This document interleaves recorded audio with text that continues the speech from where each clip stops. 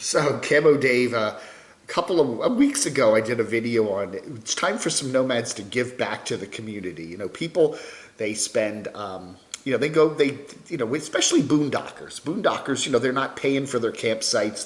They're sometimes camping in towns and cities and parks.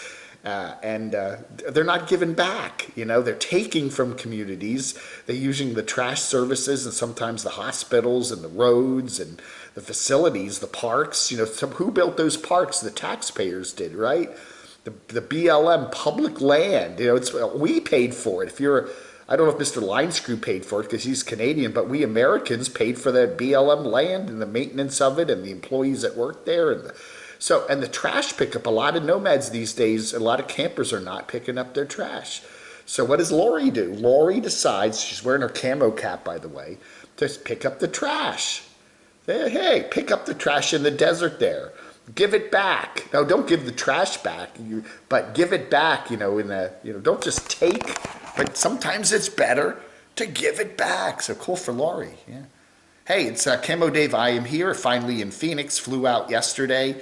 Everything's really cool. See the motif. We've got a beautiful place here to stay. So we got a couple days here in Phoenix, and then we're doing a big trip out west. We're going further west, so it should be fun. So stay tuned. A new one from Wayward Wags here: mold in our air conditioner, RV air conditioner. Again, that's another issue that you got to watch out for.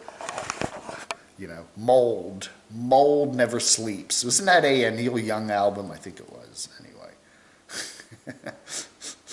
New one from Snow and Kurt on medical tourism. Medical tourism, they are down in beautiful Colombia, and Snow needs an operation on her knee.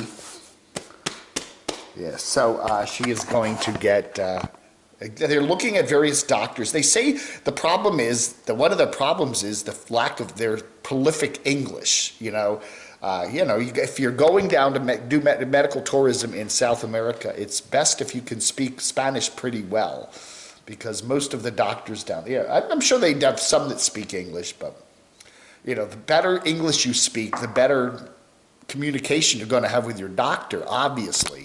Another thing to know, if you go to Colombia, there are a lot of toll roads, so expect to,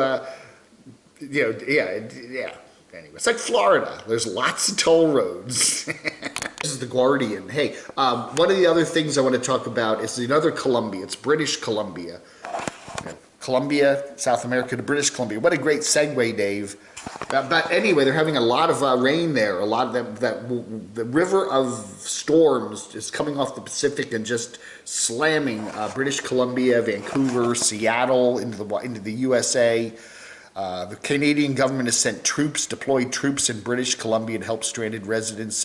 Landslides, flooding, powerful storms. The Canadian government, is on top of it. And anyway, so there's the map of where it's hitting the worst. Right around, just Vancouver is right smack in the bullseye there. And we want to shout out to all the nomads in that part of the country. GB Moves is up there. We got, somebody on my channel who's very generous. Thank you, GB Moves. But we also have, what's his name? Just Incredible's up there. Linescrew is Linescrew still down in Vegas? Did he get back? I don't know. Did Canada let him back in? Or is he still down here? I don't know. And then we also have, of course, Chrome, the most famous YouTube nomad ever. This is good. Twining's breakfast tea. It's so good. Anyway, we wish all the best to all of our nomad friends. A lot of people living on the streets there in their vans in Vancouver, and a lot of flooding going on. So you all take care.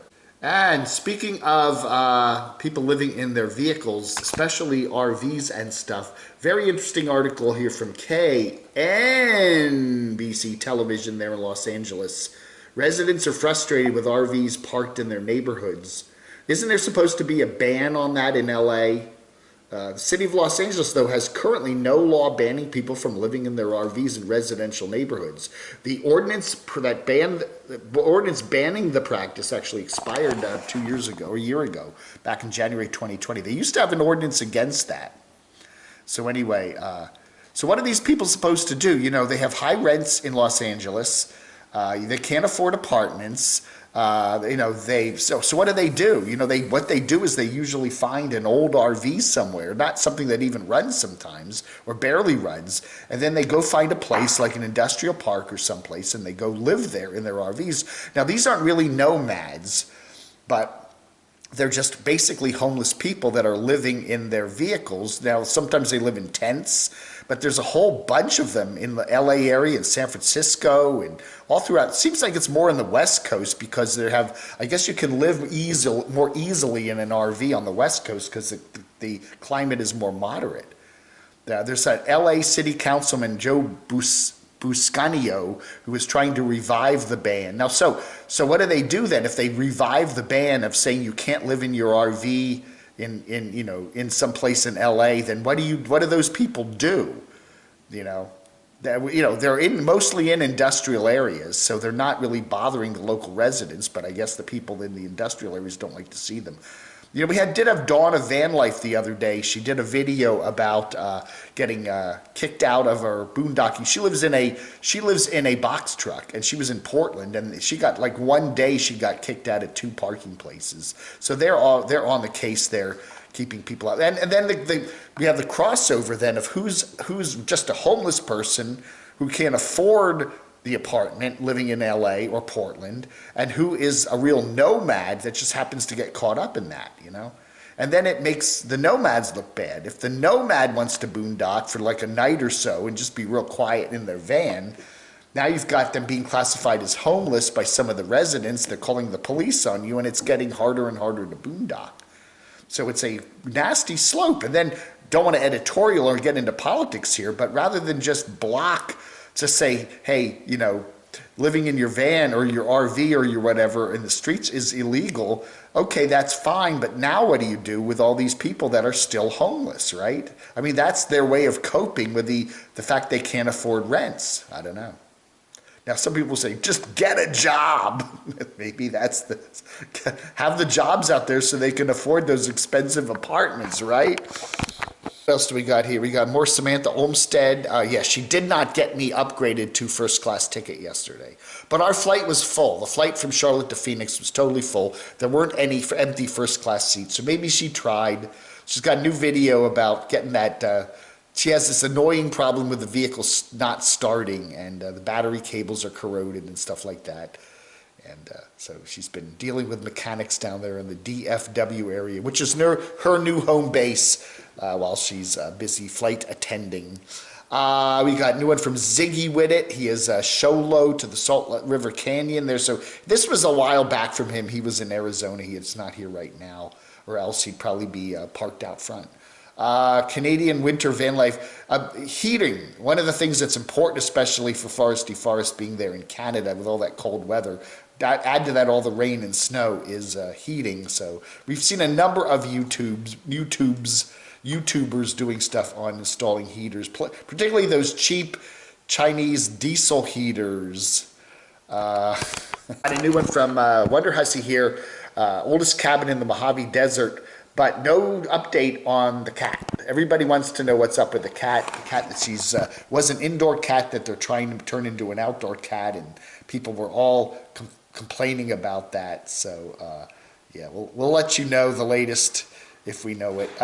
Heat Seeker Bus there. He did a video yesterday or 2 days ago talking about how he's unvaccinated and he's planning to just stay quarantined up there in Ontario for the foreseeable future, and how he wants to eventually get a van and do some traveling. But he said the bus is pretty much a stationary bus now, and that's what he's living in. He has a house, but he rents out the house and lives behind the house in his bus. So anyway, but new one from him, the first snow there up there in Ontario for Heat Seeker Bus. And guess what? It ain't going to be the last. It's going to be a long, cold, lonely winter for, I don't know about lonely, but folks, that ought to do it for a quick one here for the 18th of November 2021. I am here in Phoenix, and I will be here for 2 weeks. And just going to be hanging around Phoenix for the next couple days. We'll be doing our live streams on Saturday as always, and then we'll be taking a big trip Sunday, Monday, Tuesday, Wednesday. That'll include Tombstone, Tucson, Algodones, Mexico. I got my passport, and San Diego, and then Quartzsite, and finally Quartzsite the day before Thanksgiving. So, and then back here for a vegan Christmas with Camp Her Marie, and then I don't know. The next couple days I'll be doing some meetups with folks before I fly back to Charlotte and Morganton on the 1st of December. So that's the plan, Stan. Hey, thanks for watching. You have a wonderful rest of your Thursday. I'll chat with you later. Vlog Hunter.